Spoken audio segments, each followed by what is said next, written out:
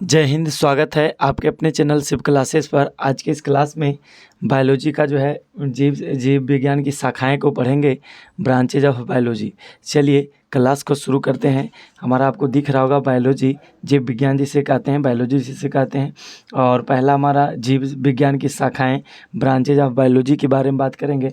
पहला जो लिखा हुआ है बीटी कल्चर, तो बीटी कल्चर के द्वारा क्या उत्पादित होता है तो बताएंगे आंसर में अंगूर।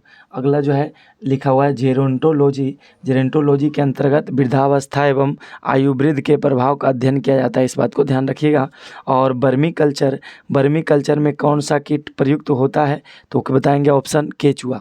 अगला जो है पोडोलॉजी के अंतर्गत किसका वैज्ञानिक अध्ययन किया जाता है तो मृदा का। और फूलों के अध्ययन को क्या कहते हैं तो एंथोलॉजी कहते हैं। फूलों के अध्ययन को क्या कहते हैं, एंथोलॉजी कहते हैं। और कीटों का वैज्ञानिक अध्ययन क्या कहलाता है तो एंटोमोलॉजी कहलाता है, इस बात को ध्यान रखिएगा। और जनसंख्या एवं मानव जाति के आंकड़ों का अध्ययन क्या कहलाता है तो जनांकिकी कहलाता है, याद रखिएगा। अगला जीवाश्म वनस्पति, ये क्या होता है, इसके अंतर्गत पादप जीवाश्म का अध्ययन किया जाता है। जीवाश्म वनस्पति के अंतर्गत पादप जीवाश्म का अध्ययन किया जाता है। और विभिन्न संस्कृतियों, और यदि हम बात करें विभिन्न संस्कृतियों के वैज्ञानिक विवरण के तुलनात्मक अध्ययन को क्या कहा जाता है तो एंथोलॉजी कहा जाता है, इस बात को ध्यान रखिएगा। सब्जी का अध्ययन किस शाखा के अंतर्गत किया जाता है तो सब्जी का अध्ययन ओलेरी कल्चर, ओलेरी कल्चर के अध्ययन जो अंतर्गत किया जाता है सब्जी का अध्ययन। अगला अस्थियों का अध्ययन विज्ञान की किस शाखा के अंतर्गत किया जाता है तो ऑस्टियोलॉजी के अंतर्गत किया जाता है। सर्पों का अध्ययन, सर्पों का अध्ययन किस वैज्ञानिक शाखा के अंतर्गत किया जाता है तो सर्पेटोलॉजी के अंतर्गत किया जाता है। हाइड्रोपोनिक्स, अगला लिखा हुआ हाइड्रोपोनिक्स जो है किससे संबंधित है तो मृदा रहित पादप संवर्धन से संबंधित है। जंतु विज्ञान के अंतर्गत किन जंतुओं का अध्ययन किया जाता है तो जीवित व मृदा दोनों प्रकार के जंतुओं का अध्ययन किया जाता है, इस बात को ध्यान रखिएगा। और एक बात ध्यान रखिएगा, जंतु विज्ञान जीव विज्ञान की ही एक शाखा है। और अरस्तु को जंतु विज्ञान का क्या कहते हैं, जनक कहते हैं, फादर ऑफ जूलॉजी कहा जाता है कि नहीं, अरस्तु को कहा जाता है, इस बात को ध्यान रखिएगा। अब आगे देखते हैं, आपको दिख रहा होगा जीव विज्ञान, जीव विज्ञान की जो है जीव विज्ञान की विभिन्न शाखाओं का जनक जो है कौन कौन है तो जीव विज्ञान की शाखा का नाम है जंतु विज्ञान जिसको जूलॉजी कहते हैं, इसके जनक कौन है अरस्तु हैं। वनस्पति विज्ञान बोटनी जिसको कहते हैं, वनस्पति विज्ञान जो है बोटनी, इसके जनक कौन है थियोफ्रेस्टस है।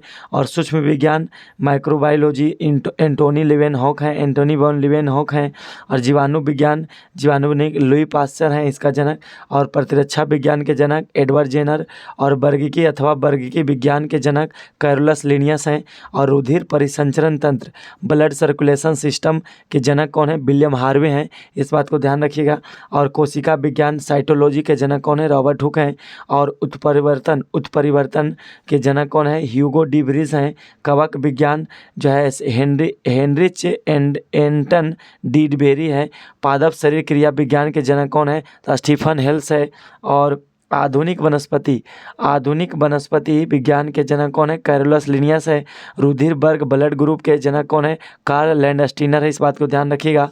और जो है अंतःस्रावी विज्ञान के जनक कौन है तो थॉमस एल्वा एडिसन है। अनुवांशिकी के जनक कौन है तो ग्रेगर जॉन मेंडल हैं। अनुवांशिकी के जनक कौन है ग्रेगर जॉन मेंडल हैं। और आधुनिकी आनुवांशिक के जनक जो है ग्रेगर जॉन मेंडल ये भी हैं। और भारतीय पुराण वनस्पति विज्ञान के जनक कौन है बीरबल साहनी हैं। और अनुवांशिक अभियांत्रिकी के जनक कौन है पॉल बर्ग हैं। और याद रखिएगा शैवाल विज्ञान के जनक कौन है F.A. फ्रिटच हैं। और भारतीय शैवाल विज्ञान के जनक MOP अंगार हैं। और भारतीय पारिस्थितिकी के जनक कौन है रामदेव मिश्रा हैं। औषधि विज्ञान के जनक हिप्पोक्रेटस हैं। और सूक्ष्मदर्शिकी के जो है जनक कौन है तो सूक्ष्मदर्शिकी के जनक एंटोनी वॉन लिवेनहॉक हैं। और जीन चिकित्सा के जनक कौन है एंडरसन है, इस बात को ध्यान रखिएगा। जितने भी जनक हैं ये सब जनक को याद रखिएगा तो आपका जो है ज़्यादा कवर करेगा। चलिए अब आगे देखिएगा, अब आगे जो लिखा हुआ दिख रहा होगा आपको, आगे जो लिखा हुआ है देखिएगा इधर। अगला हमारा घास विज्ञान के जनक तो जो है इसमें वनस्पति विज्ञान की प्रमुख शाखाएं हैं। वनस्पति विज्ञान की बात करें तो वनस्पति विज्ञान की जो है बात करें तो प्रमुख शाखाएं हैं। तो वनस्पति विज्ञान की प्रमुख शाखाएं क्या क्या हैं देखिएगा। वनस्पति विज्ञान की प्रमुख शाखाएं हैं घास विज्ञान, तो घास विज्ञान घासों का अध्ययन का पालन वो होता है इसमें। और एल्गोलॉजी क्या होता है, शैवाल का अध्ययन एल्गोलॉजी कहलाता है। इसके अंदर एंटोमी के अंतर्गत शरीर की आंतरिक संरचना का अध्ययन किया जाता है। एंथोलॉजी के अंतर्गत पुष्पों का अध्ययन करते हैं एंथोलॉजी। और जो है जीव विज्ञान जीवाणु विज्ञान जो है जीवाणुओं का अध्ययन कहलाता है। और ब्रायोलॉजी में ब्रायोफाइटा का अध्ययन करते हैं। और केस्डियोलॉजी में पादप में रोगजन्य गांठों पादप कैंसर का अध्ययन करते हैं। और डेंड्रोक्रोनोलॉजी में वृक्षों की आयु का पता लगाते हैं। और जो है डेंड्रोलॉजी में वृक्षों एवं झाड़ियों का अध्ययन करते हैं। और यदि बात करें इकोलॉजी में पौधों का वातावरण से संबंध का अध्ययन करते हैं। और इकोनॉमिक बॉटनी में आर्थिक महत्व के पौधों का अध्ययन करते हैं। और बात करें एथनोबॉटनी में आदिवासियों द्वारा पादप के उपयोग का अध्ययन करते हैं। और फॉरेस्ट्री में वनों का अध्ययन करते हैं। एक्सोबायोलॉजी में अन्य ग्रहों पर संभावित जीवों की उपस्थिति का अध्ययन करते हैं। जेनेटिक इंजीनियरिंग में कृत्रिम जीन्स का निर्माण जो है वह हस्तांतरण का अध्ययन करते हैं। और अगला जो है लाइकेनोलॉजी में लाइकेंस का अध्ययन करते हैं। और माइक्रोबायोलॉजी में सूक्ष्मजीवों का अध्ययन करते हैं। अगला ध्यान रखिएगा माइकोलॉजी में कवकों का अध्ययन कहलाता है। क्या चीज़ माइकोलॉजी में कवकों का अध्ययन करते हैं।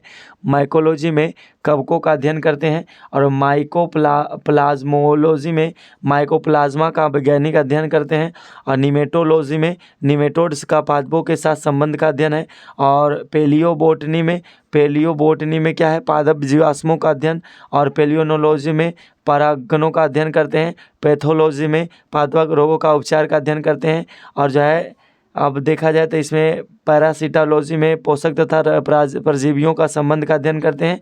फार्मेकोलॉजी में औषधि पादप का अध्ययन करते हैं। फिजियोलॉजी में विभिन्न पादप के जैविक क्रियाओं का अध्ययन करते हैं। और टेरिडोलॉजी में टेरिडोफाइट्स का अध्ययन करते हैं। ये सब बात ध्यान रखिएगा, थोड़ा थोड़ा लगेगा आपको जटिल जैसा, लेकिन एक बार देखना चाहिए, सुन लेने के बाद अगर जो ऑब्जेक्टिव में आएगा तो काम कर जाएगा। फाइटोजियोग्राफी में क्या करते हैं, पौधों के वितरण व उसके कारण का अध्ययन करते हैं। और स्पेशियो बायोलॉजी में अंतरिक्ष स्पेस बायोलॉजी में क्या करते हैं, तो स्पेस बायोलॉजी में जो है अंतरिक्ष तथा वायुमंडल में स्थित पादपों का अध्ययन करते हैं। और स्पर्मेलोजी में जो है बीजों का अध्ययन करते हैं। और हेलियोथेरेपी में सूर्य के प्रभाव से चिकित्सा करने की प्रक्रिया का अध्ययन करते हैं। और हाइड्रोपोनिक्स में इस शाखा के अंतर्गत बिना मृदा के बागवानी की जाती है। कौन जो है, हाइड्रोपोनिक्स, इसमें ध्यान रखिएगा। अगला है जंतु विज्ञान की प्रमुख शाखाएं हैं, वो हमारा था वनस्पति विज्ञान की शाखाएं। अब जो हमारा है जंतु विज्ञान की प्रमुख शाखाएं कौन कौन है, तो एनाटॉमी है, विच्छेदन के द्वारा शरीर एवं विविध अंगों का रचना एवं प्रदर्शन किया जाता है। और यदि बात करें हीमेटोलॉजी में रुधिर संबंधी रोगों का पता लगाया जाता है। और एंथ्रोपोलॉजी में मानव जाति के सांस्कृतिक विकास का अध्ययन किया जाता है। और हर्पेटोलॉजी में उभयचर एवं सरीसृपों का अध्ययन करते हैं। इकोलॉजी में जैविक एवं अजैविक वातावरण से जीवों के विविध संबंधों का अध्ययन किया जाता है। और मैमोलॉजी में स्तनधारियों का अध्ययन किया जाता है। स्तनधारी मतलब जो जीव अपना जो जीव जो है दूध पिलाते हैं उसको कहते हैं स्तनधारी जीव। तो मैमोलॉजी में स्तनधारियों का अध्ययन किया जाता है। और यदि बात करें इकोलॉजी में तो हो गया। और एंडोक्राइनोलॉजी में अंतःस्रावी तंत्रों का अध्ययन किया जाता है। और यदि बात करें माइक्रोबायोलॉजी में अति सूक्ष्म जीवों का अध्ययन। और न्यूरोलॉजी में तंत्रिका का अध्ययन करते हैं। और ओडोंटोलॉजी में दंत विज्ञान संबंधी का अध्ययन करते हैं। इस बात ध्यान रखिएगा, ओडोंटोलॉजी का दांत विज्ञान संबंधी अध्ययन करते हैं। दांतों का अध्ययन किस में किया जाता है, ओडोंटोलॉजी में। और एम्ब्रायोलॉजी में भ्रूणीय संवर्धन का अध्ययन किया जाता है। और ऑर्निथियोलॉजी में पक्षियों का अध्ययन करते हैं। और एंथोमोलॉजी में उत्प्रेरक का अध्ययन करते हैं। पैथोलॉजी में रोगों की प्रकृति, लक्षणों एवं कारणों का अध्ययन भी करते हैं, किसमें, पैथोलॉजी में। अगला जो है एंटोमोलॉजी में कीट पतंग का अध्ययन करते हैं। और रेडियोलॉजी में जीवों पर विकिरण प्रभाव का अध्ययन करते हैं। और जेनेटिक्स में क्या होता है, जीवों के आनुवांशिक लक्षण एवं इनकी वंशागति का अध्ययन करते हैं, जेनेटिक्स जिसको कहते हैं। और टैक्सोनॉमी में क्या होता है, जीव जातियों के नामकरण एवं वर्गीकरण का अध्ययन करते हैं, किसमें, टैक्सोनॉमी में। और आयु के, इस बात को ध्यान रखिएगा, आयु वृद्धि के साथ जीवों में होने वाले परिवर्तन का अध्ययन क्या कहलाता है, जरा विज्ञान कहलाता है। इस बात को ध्यान रखिएगा। ये था जो हमारा जंतु विज्ञान की प्रमुख शाखाएं थी। और यदि बात करें इसमें अगला जो दिख रहा होगा आपको, अब आगे देखिएगा, आगे जो हमारा है जीवन की उत्पत्ति से संबंधित प्रमुख सिद्धांत एवं जैविक विकास है। An important principle related to the origin of life and evolution. अब देखिएगा इसमें क्या है। अब जीव विकास जो है, जीव विकास की बात करें तो जीव विकास को जो है सर्वप्रथम किसने परिभाषित किया, तो याद रखिएगा जीन बैप्टिस्ट डी लेमार्क ने किया था। अब वैज्ञानिकों ने आधुनिक मनुष्य का अंतिम पूर्वज किसे माना है, तो क्रो मैग्नॉन मानव को माना है, ठीक है। और वर्तमान प्रमाण के अनुसार पृथ्वी पर जीव का उद्गम लगभग इकाई दहाई 2 अरब यानी 2 अरब वर्ष पूर्व से माना जाता है। मतलब है मानव कहता है पृथ्वी पर जीव का उद्गम लगभग 2 अरब वर्ष पहले माना जाता है। और विकासवाद का सिद्धांत, विकासवाद का जो सिद्धांत दिया किसने दिया, प्रतिपादित किया, तो चार्ल्स डार्विन ने दिया था। और उद्विकास का मुख्य कारक क्या है, प्राकृतिक वरण है। और जो है उद्विकास के उत्परिवर्तन सिद्धांत किसने प्रतिपादित किया, तो ह्यूगो डी ब्रिज ने किया था। क्या है आर्कियोप्टेरिक्स के जुरैसिक युग का सबसे प्राचीन पक्षी है। पक्षी का नाम है आर्कियोप्टेरिक्स, एक पक्षी है जो जुरैसिक युग का सबसे प्राचीन पक्षी है, जो ससरीप व पक्षी वर्ग के मध्य की कड़ी है, ठीक है। और मैमथ क्या है, मैमथ किस जीव का पूर्वज है, तो हाथी का जो है पूर्वज कौन है, मैमथ है। और यदि बात करें पृथ्वी पर यदि बात करें पृथ्वी पर सबसे पहले किस जीव की उत्पत्ति मानी जाती है, तो नीलहरित शैवाल को माना जाता है। और जो है शीत ऋतु में पशुओं के प्रसुप्त काल क्या होता है को कहते हैं, तो हाइबरनेशन कहते हैं, इसको हाइबरनेशन कहते हैं। किस जीव में स्नायु तंत्र होता है परंतु मस्तिष्क नहीं होता, तो तारामीन स्टारफिश जिसको कहते हैं, इस बात को ध्यान रखिएगा। जो है कौन सा ऐसा जीव है जिसमें स्नायु तंत्र होता है परंतु मस्तिष्क नहीं होता है, तो तारामीन जिसको कहते हैं स्टारफिश। अगला है जीवाणु में किस प्रकार के राइबोसोम पाए जाते हैं, तो 70S हम पढ़ाए थे जो है उत्तक के बारे में और राइबोसोम के बारे में, तो 70S और 80S प्रकार होता है। तो जीवाणु में किस प्रकार के राइबोसोम पाए जाते हैं, तो 70S राइबोसोम्स पाए जाते हैं। और डायनासोर की बात करें तो डायनासोर ससरीप जो है वर्ग में आते थे, जिनका उदय मेसेजोइक युग में हुआ था। मेसेजोइक युग में किसका उदय हुआ था, तो डायनासोर के बारे में बताइएगा। मेसे युग में कौन हुआ था, डायनासोर। और यदि बात करें अब देखिएगा अगला जो है नीलहरित शैवाल जीवाणु तथा कवक में लवक नहीं पाए जाते हैं। नीलहरित शैवाल जीवाणु तथा कवक में लवक नहीं पाए जाते हैं, और बल्कि लोमिली के आकार की कौन सी रचना पाई जाती है, तो क्रोमैटोफोर्स पाया जाता है। किन पौधों में जाइलम वाहिकाएं का अभाव होता है, तो अनावृत बीजी एवं टेरिडोफाइटा में, इस बात को ध्यान रखिएगा। मानव हृदय का बायां निलय प्रकोष्ठ पूर्णतः ऑक्सीकृत होता है, ऑक्सीकृत रक्त को महाधमनी में और संपूर्ण शरीर में भेजता है। ये सब जो है मानव हृदय का बायां निलय प्रकोष्ठ जो है पूर्णतः ऑक्सीकृत रक्त को, माने जो है जो ऑक्सीजन से जुड़ जाता है, ऑक्सीकृत रक्त को क्या करता है, तो ऑक्सीकृत रक्त को महाधमनी और संपूर्ण शरीर में भेजने का काम करता है कौन, तो जो है हमारा बायां निलय प्रकोष्ठ पूर्णतः। और अगला ध्यान रखिएगा, अगला आपको दिख रहा होगा, अगला जो है देखिएगा, अगला हमारा है, अगला लिखा हुआ 5 जगत वर्गीकरण 5 किंगडम क्लासिफिकेशन किसने प्रस्तुत किया था, तो व्हिटेकर ने 5 जगत वर्गीकरण किया था। और जंपिंग जीव की खोज किसने की थी, तो मैक क्लिंटॉक ने की थी। कौन से क्षार डीएनए तथा आरएनए दोनों पाए जाते हैं, तो एंडीनी और ग्वानिन तथा साइटोसिन जो है ये क्षार जो है डीएनए और आरएनए दोनों पाए जाते हैं, दोनों में पाए जाते हैं। और ऐसे कौन से उड़ने वाले जीव हैं जो पक्षी वर्ग में नहीं आते हैं, तो चमगादड़। ऐसे कौन से उड़ने वाले जीव हैं जो पक्षी वर्ग में नहीं आते, चमगादड़ है। और चमगादड़ जो है बैट इसको कहते हैं। चमगादड़ को उड़ने की क्षमता होते हुए भी पक्षी वर्ग के अंतर्गत नहीं शामिल किया गया है, बल्कि इसे स्तनपायी वर्ग में सम्मिलित किया गया। मतलब दूध पिलाने वाले पक्षी का नाम क्या है, तो याद रखिएगा चमगादड़। अगला वह समूह जिसके जंतु प्रायः रात्रिचर होते हैं, मच्छर, चमगादड़ एवं उल्लू। मच्छर हो गया, चमगादड़ हो गया, और उल्लू हो गया, क्या है, ये रात्रिचर है, ठीक है, ये रात में चलते हैं। और कुछ साधारण नाम तथा उनके वैज्ञानिक नाम ये सब पूछता है, तो इसका नाम है, साधारण नाम है मानव। तो मानव का वैज्ञानिक नाम बताइएगा होमो सेपियंस, ठीक है, होमो सोपियंस बताइएगा, सेपियंस। और तेंदुआ का जो है वैज्ञानिक नाम है पैंथेरा पराड्स। अगला जो है बाघ का पैंथेरा ट्रिगेट्स, और शेर का पैंथेरा लियो। मटर का वैज्ञानिक नाम पायसम सटाइवम। बिल्ली का जो है फेलिस कैटस, और जो मेढक का राना टिग्रिना है। और धान का जो है वैज्ञानिक नाम बताइएगा, तो धान का वैज्ञानिक नाम ओराइजा अस्टाइवा, और सरसों का वैज्ञानिक नाम ब्रेसिका कंप्रेस्टिस।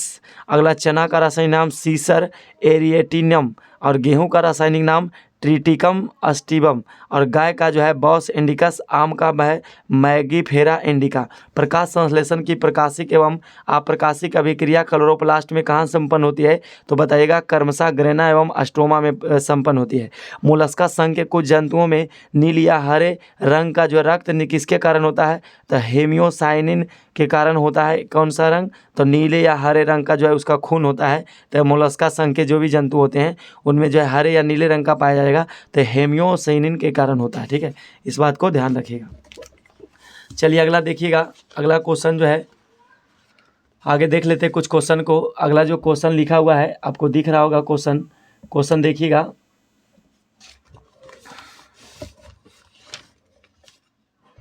अगला क्वेश्चन है कवकों का जो है, अगला कवकों और अगला है क्वेश्चन कवकों और उच्चतर पादपों की जड़ों के मध्य कौन सा कार्यात्मक साहचर्य है, तो कवक मूल जिसको कहते पाया जाता है उसको क्या कहते हैं, कवक मूल पाया जाता है। अरिष्ट और मशरूम किस प्रकार का जो जीव है, तो फफूंद है, इसको फंजाई जिसको कहते हैं। कपास में पाया जाने वाला प्रमुख घटक कौन सा है, तो सेल्यूलोज है।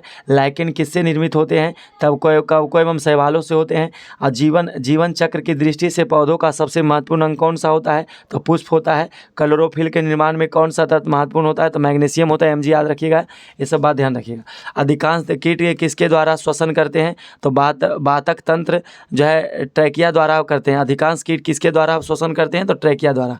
अगला, कुनैनिन अनावृत बीजी पादप का उदाहरण जो है जो सिनाकोना नामक पादप की छाल से प्राप्त होता है, और यह मलेरिया के उपचार के लिए प्रयुक्त होता है। कौन, कुनैन याद रखिएगा। सेब में पाया जाने वाला लाल रंग का क्या कारण है, तो एंथोसाइनिन जो होता है इसके कारण सेब का रंग कैसा होता है, लाल होता है।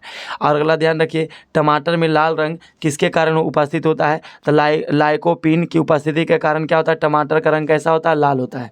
और आगे ध्यान रखिएगा, शहतूत के फल का वैज्ञानिक नाम क्या है, तो सोरोसिस है। सर्पों की विष ग्रंथियाँ किस अंग के समान होती है, तो किस अंग के समान है, तो कशेरुक प्राणियों के लार ग्रंथियाँ के समान होती है। निफेंथिक्स खासियाना क्या है नामक पौधा मुख्यतः भारत के किस राज्य में पाया जाता है, तो मेघालय में पाया जाता है। अगला ध्यान रखिएगा, चट्टानों पर उगने वाले पादप क्या कहलाते हैं, तो शैलोद्भिद कहते हैं। और घटपर्णी क्या है, तो घटपर्णी कीटभक्षी पादप के अंतर्गत आता है। घटपर्णी का नाम सुने होंगे आप लोग, तो घटपर्णी कीटभक्षी के अंतर्गत आता है। इसकी पत्तियों के पर्ण फलक घड़े के जे रूपांतरित हो जाते हैं, जिसके कारण वह जो है जीवों को क्या करता है, ढक लेता है। अगला ध्यान रखिएगा, कौन सा प्राणी अपनी आंत में जल का संग्रहण करता है, तो ऊँट जो है अपना आंत में पानी को जमा कर लेता है। और सबसे बड़ा अकशेरुकी की जीव कौन सा है, तो कोलोसल और रिक्वेड है। और जल एवं स्थल दोनों पर रहने वाला जीव को उभयचर कहते हैं। उभयचर के अंतर्गत रखा जाता है, जैसे मेढक। इस बात को ध्यान रखिएगा। जल की बात करें, जल और स्थल दोनों पर रहने वाले जीवों को क्या कहते हैं, उभयचर कहते हैं, जैसे में मेढक याद रखिएगा। चलिए अगला देख लीजिए, लीची के फलों को किस शाखा के अंतर्गत रखा गया है, तो एक बीजी बेरी के अंतर्गत रखा गया है लीची के फलों को। ठीक है, लीची के फलों को एक बेरी के अंतर्गत रखा गया है। और जो है हल्दी पौधे के तने की बात करें, तो हल्दी पौधे के तने की बात करें, ध्यान रखिएगा। हल्दी पौधे के तने की बात करें तो जो है प्राप्त होती है, हल्दी तने के पौधे से प्राप्त होती है, तथा उसका खाने वाला हिस्सा प्रकंद कहलाता है। लाल मिर्च किसकी उपस्थिति के कारण तीखी होती है, तो कैप्सेसिन के कारण। सबसे बड़ा स्तनपायी जीव कौन सा है, तो व्हेल मछली है, सबसे बड़ा जो है व्हेल। अगला जो है रेशम का कीड़ा अपने जीवन काल के किस अवस्था में वाणिज्यिकी तंतु उत्पन्न करता है, तो प्यूपा अवस्था में जो है। और गर्म रुधिर वाले या समतापी जंतु के शरीर का तापमान कितना होता है, तो सदैव एक समान रहता है। और समुद्री घोड़ा किस प्रकार के जीव का उदाहरण है, तो मछली का उदाहरण है। और जो है कौन सा स्तनपायी हैं जो अंडे देते हैं और बच्चे नहीं, तो एकिडना याद रखिएगा, ये जो अंडे देते हैं लेकिन बच्चे नहीं देते, स्तनपायी है, दूध भी पिलाते हैं। अगला है जानने की इच्छा प्रकट करना तथा गुण चिंतन व मनन करना मनुष्य को वानर गुणों से अलग करता है। देखिए वानर का लक्षण जो है मानव जो है बानर सोचता नहीं है, चिंता नहीं करता है और मनन नहीं करता है, तो मनुष्य इसीलिए अलग है अन्य बंदर से। मानव शरीर में पाए जाने वाली सबसे छोटी कोशिका कौन सी है? तो शुक्राणु है। पुरुष सेरिबेलम की ग्रेनुअल सेल महिलाएं होती है। और सील की बात करें तो किस वर्ग का प्राणी है? तो स्तनपायी का जो है। और कॉर्क जो है किस पेड़ से प्राप्त होती है? तो क्वैकर्स से होती है। और डॉल्फिन किस वर्ग के अंतर्गत आते हैं? तो स्तनपायी के अंतर्गत आते हैं डॉल्फिन। और बात करें अफीम या तो मॉर्फिन पोस्ते के पौधे के अधपके फल से प्राप्त होती है। और गन्ने के रोपण में उसके किस भाग का प्रयोग किया जाता है? तो तना का। और जो है रोपण जब करते हैं तो गन्ना का जो है तना का भाग प्रयोग। लहसुन की गंध किसके कारण आते हैं? तो सल्फर यौगिक एल्मिन की उपस्थिति के कारण। और शुष्क जलवायु में अनुकूलित पेड़ों पौधों को क्या कहते हैं? तो मरुद्भिद कहते हैं। इस बात को ध्यान रखिएगा। ये था हमारा कुछ जो है, ये हमारा जीव विज्ञान का कुछ बातें थी। और जो है जितना बात बताया गया उसको ध्यान रखिएगा। फिर अगले क्लास में आपको जो है अगला जो है कुछ क्वेश्चन रह गया उसको कोशिका के बारे में समझा देने का प्रयास करेंगे। और कुछ क्वेश्चन और है उसको भी देख ही लीजिए। अगला क्वेश्चन हमारा है अधिपादप जो है अन्य पौधों पर क्यों निर्भर रहते हैं? तो यांत्रिक सहारा के लिए निर्भर रहते हैं। ठीक है। और अगला ध्यान रखिएगा, अगला क्वेश्चन है टिक। अगला क्वेश्चन दिख रहा होगा। अगला क्वेश्चन है टिक और माइट किस जीव वंश से संबंधित है? तो जुगनू जो है इसका मकड़ी वंश से। और जुगनू की चमक किस एंजाइम के कारण होती है? तो ल्यूसीफेरस के कारण होता है। और सनहेम रेसे किससे प्राप्त किया जाता है? तो फ्लेम से। और लेग हीमोग्लोबिन किस में पाई जाती है? तो लेग्यूम मूल ग्रंथियों में। और डार्विन की पुस्तक on the origin of species कब प्रकाशित हुआ? तो 1859 में प्रकाशित हुआ था। On the origin of species मतलब जीवों को उत्पत्ति का जो है किताब एक प्रकाशित हुआ था, उसका कब हुआ? तो 1859 में। जैव विकास के पक्ष में किस स्रोत से प्रत्यक्ष प्रमाण प्राप्त होते हैं? तो जीवाश्मों में। और जीवों के उद्विकास के संदर्भ में कौन सा अनुक्रमण सही है? तो सैलमेंडर अजगर कंगारू। तो सैलमेंडर और उसके बाद अजगर तब कंगारू। किन कशेरुक जीवों में कंकाल पूर्णतः अनुपस्थित होता है? तो ससरीप में। कंकाल मतलब हड्डी जो है पूर्णतः अनुपस्थित होता है, मतलब पूर्ण रूप से देखा जाए तो नहीं होता है, तो उसका नाम है ससरीप मतलब सांपों में। कॉकरोच और सिल्वर फिश में किस प्रकार का परिसंचरण तंत्र पाया जाता है? तो खुला परिसंचरण तंत्र पाया जाता है। ओपन सर्कुलर सिस्टम होता है। और स्तनपायी भ्रूण के उत्सर्जी पादप किसके द्वारा बाहर उत्सर्जित किए जाते हैं? तो अपरा के द्वारा। चमगादड़ कैसा प्राणी है? तो नियततापी प्राणी है। और विज्ञान की पैलियोओंटोमोलॉजी नामक शाखाएं अंतर्गत जीवाश्मों का अध्ययन किया जाता है। और सबसे बड़ा पक्षी जो तेज गति से दौड़ सकता है वो परंतु उड़ नहीं सकता, उसका नाम क्या है? शुतुरमुर्ग है। उसका नाम क्या है? शुतुरमुर्ग है। और आगे ध्यान रखिएगा, नमक युक्त मिट्टी में उगने वाले पादप हैलोफाइट्स कहलाते हैं। और एंटा अमीबा हिस्टोलिटिका नामक परजीवी नामक मानव के किस अंग में पाया जाता है? तो आंत में पाया जाता है। इस बात को ध्यान रखिएगा, आंत में पाया जाता है एंटा अमीबा हिस्टोलिटिका नामक परजीवी। और लिग्निन नामक पदार्थ जमा रहता है कहाँ? तो जाइलम उत्तक पर लिग्निन नामक पदार्थ जमा रहता है। डीएनए संश्लेषण तथा हिस्टोन प्रोटीन कोशिका चक्र की किस परावस्था में बनते हैं? तो एस परावस्था में बनते हैं। अब एक बात ध्यान रखिएगा, सीप, घोंघा और जो है कौड़ी और ऑक्टोपस और कटल फिश आदि मोलस्का संघ के प्रमुख जीव हैं। ये सब जो है घोंघा हो गया, सीप हो गया और कौड़ी हो गया, ऑक्टोपस हो गया और मोलस्का संघ के अंतर्गत आते हैं सब। अब आगे देखिएगा, अगला जो दिख रहा होगा आपको आगे है,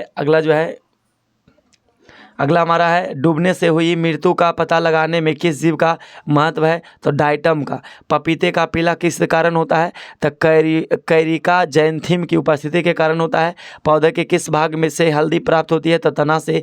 किस शैवाल के आयोडीन का निर्माण होता है? तो लिमिनोरिया नामक शैवाल से, भूरी शैवाल जिसको कहते हैं। और वे जीवाणु जो वायुमंडलीय नाइट्रोजन को नाइट्रोजन के यौगिकों में परिवर्तन करते हैं उसको क्या कहलाते हैं? तो नाइट्रोजन स्थिरीकरण जीवाणु कहलाते हैं। और अधिक नमक वाले, और अगला जो क्वेश्चन है अधिक नमक वाले आचार में जीवाणु जीवित क्यों नहीं रह पाते हैं? क्योंकि ये जीव द्रव कुंचित होकर मर जाते हैं। और कवक कोशिकाओं में संचित होने वाला खाद्य पदार्थ कौन सा है? तो ग्लाइकोजन है। और तालाब और कुआं में किस जंतु को छोड़ने से मच्छरों को नियंत्रित करने में मदद मिलती है? तो गैबोसिया फिश जो है उसको छोड़ने से क्या होता है? मच्छरों का संख्या कम जाता है।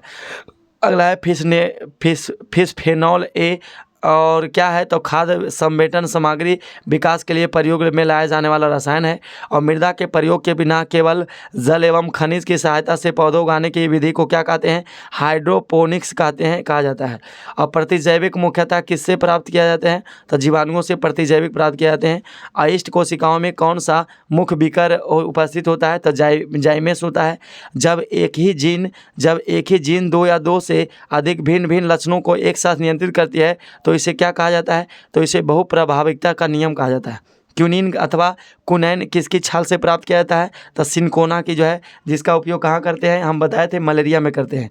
अगला, क्यूनिन अथवा कुनैन किसकी छाल से प्राप्त हो गया? और मेंडल ने अपने वंशागति नियमों को प्रतिपादित करने के किस पौधे को प्रयोग किया? तो गार्डन पी मतलब मटर का जो है, गार्डन पी मटर का उपयोग किया था। और ग्रेगर जॉन मेंडल 1822 से 1884 ईस्वी को आधुनिक आनुवांशिकी का जनक, फादर ऑफ मॉडर्न जेनेटिक्स कहा जाता है। सूखा सहिष्णुता से संबंधित हार्मोन है एब्सिसिक अम्ल। और अधिकांश एंजाइम किस ताप पर सर्वाधिक के सक्रिय होते हैं? तो 20 से 35 डिग्री सेल्सियस के मध्य जो है अधिकांश एंजाइम किस ताप पर सर्वाधिक सक्रिय होते हैं? तो सबसे ज़्यादा सक्रिय कब होता है एंजाइम मतलब रस?